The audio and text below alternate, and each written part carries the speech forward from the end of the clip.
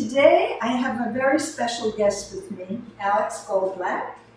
Alex was a client of mine back in the late 90s, I think, and we met up recently, and as we were talking, Alex said, I would be happy to tell people how this therapy changed my life. So I invited him to speak to you.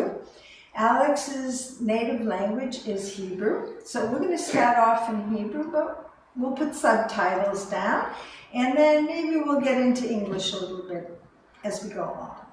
So, hi Alex. Hello, Barbara. שלום. First, tell me a little bit about yourself. אני אספר על עצמי, אני אשתמש עם עברית, אני בן 47 מהרצליה. אני עובד בתחום ההייטק, מערכות מידע, וכרגע המקצוע שלי בודק תוכנה. יופי, ויש לך תחביב גם כן. נכון, יש לי תחביב שהוא לא כל כך שגרתי, בארץ הוא לא כל כך מוכר, אבל אני עדיין אספר, למרות שאפשר לספר הרבה. התחביב זה מחשבי וינטג' משנות ה-80. אני נוסע לכל מיני תערוכות בכל העולם, פעם בשנה, גם זה קצת קשה, ומציגים שם מחשבים מאוד מאוד ישנים, משחקים שם, עבודות, ממש על מחשב מקורי משל פעם. זה מאוד מעניין. נכון, זה מאוד מעניין וזה דורש גם הרבה זמן, אבל זה כיף, זה מה שחשוב. יופי.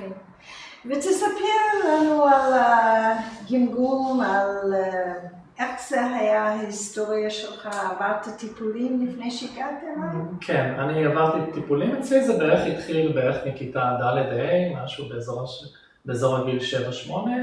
לפני שהגעתי לך עשיתי טיפול אצל קופת חולים, משהו קונבנציונלי שלא ממש עזר לי.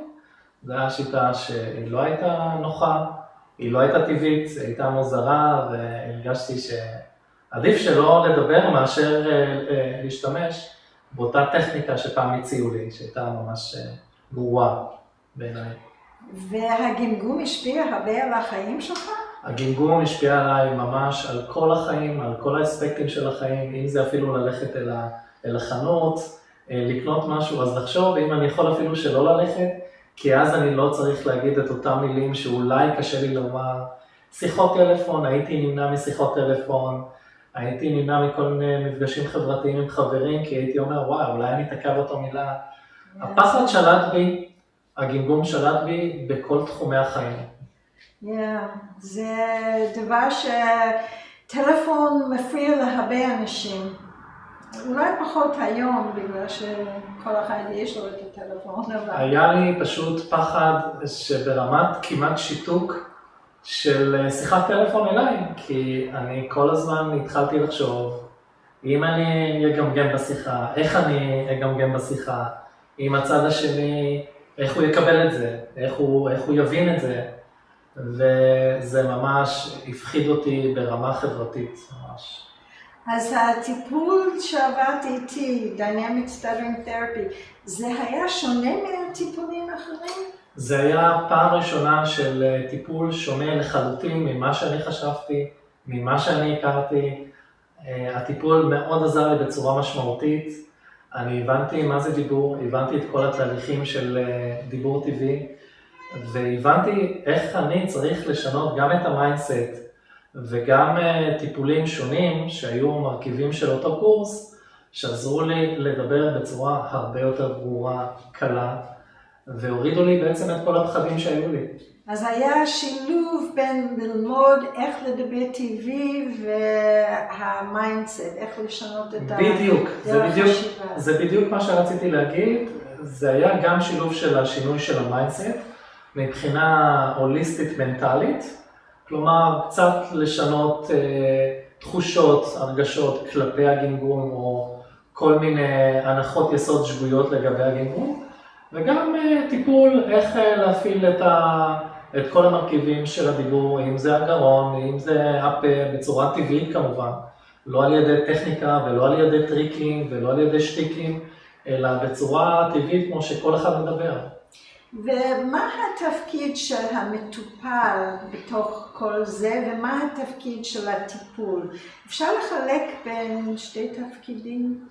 קודם כל, זה מצב שגם המטופל וגם המטפל לוקחים חלק.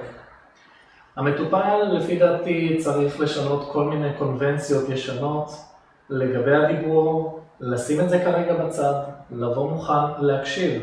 יכול להיות שזה לא יעזור עבור אותו מטופל, אבל אם הוא יבוא בראש פתוח, ירצה ללמוד מה שנקרא דיבור טבעי, כמו שכולם מדברים, ולנסות את הדינמיק סטאטרינג, אני בטוח שהוא יפיק מזה רק תועלת, ואם הוא ישתמש בזה, הוא פשוט ידבר טבעי. אם הוא לא ישתמש, אז הוא יחזור להיות מה שהיה.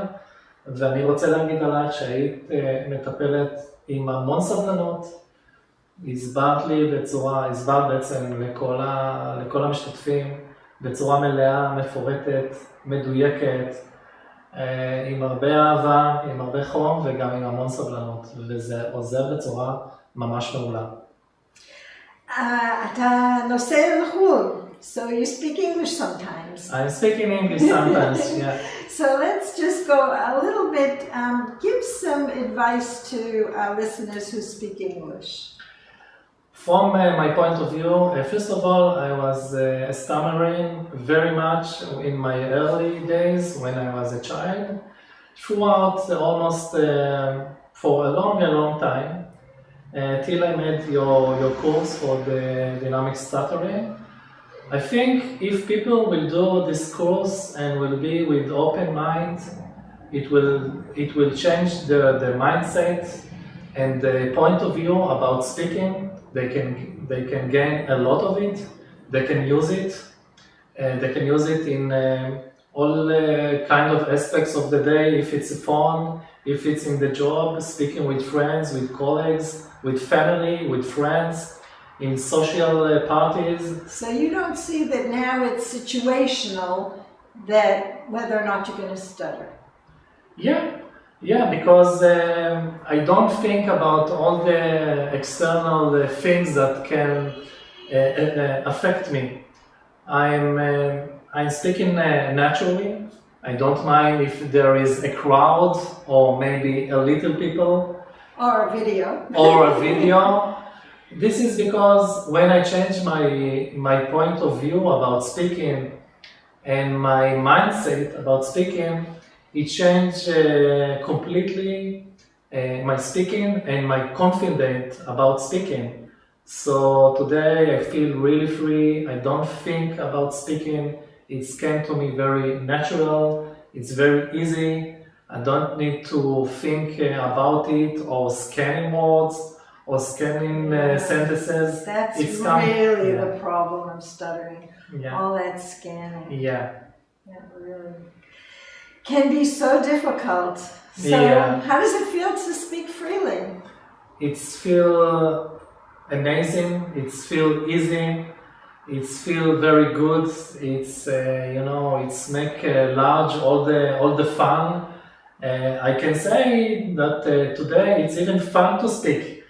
I don't have any fears about speaking. I can speak with friends. I can speak for the TV, for the YouTube, for people. And I think for me it's very fun to speak. That's great.